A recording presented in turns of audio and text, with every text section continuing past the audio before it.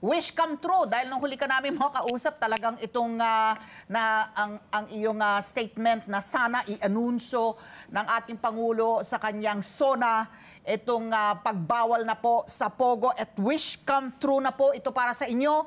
Dahil nga kayo ay abogado, ang aking unang tanong, wala ba po bang legal implications yan pag-ban ng Pogo para sa atin? Because effectively, hindi ba parang unilaterally you are rescinding a contract? Yung parang isang panig lang ang nagkakansela ng kasunduan.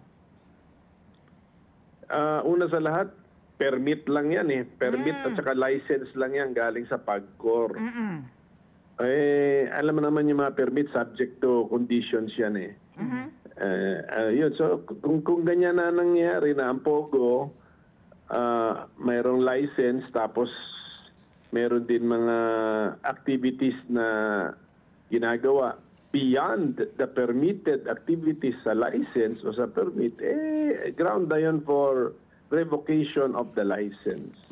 Pero yung 43 na IGL na kung hindi naman po nakikitaan ng paglabag, paano po yun? Meron na tayong change in policy eh. So I'm sure I'm sure hindi naman wala namang perfect din ang pagka-execute nila ng kanilang license eh.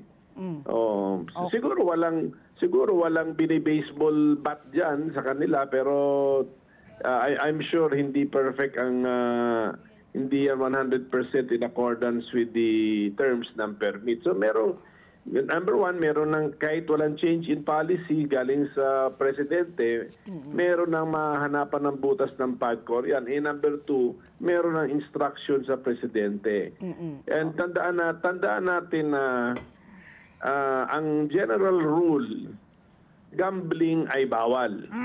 Yan ang general rule eh. Hindi kailangan ng batas para pagbawalan ang gambling. Kailangan ng batas para payagan ang gambling.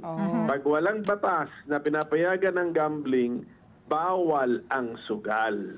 Yan ang general rule natin dito sa Republika ng Pilipinas. So, nagbigay na ng salita ang presidente sa PAGCOR na namimigay ng permit. Sabi niya na, stop ang Pogo, gambling yan, stop na yan.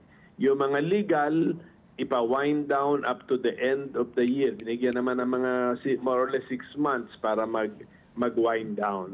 So, Senator Coco, ito, no, isa sa mga balita ngayon, nakikiusap po si Chairman Altenco na doon sa 43 na may lisensya po, yung isang dosena, 12, na Philippine Offshore Gaming Operator at pahintulutan. Kasi ayon sa PAGCOR po, mga customer service agents lamang po sila at hindi naman daw sila gaming company. How do you make of this? Do you think this should be exempted?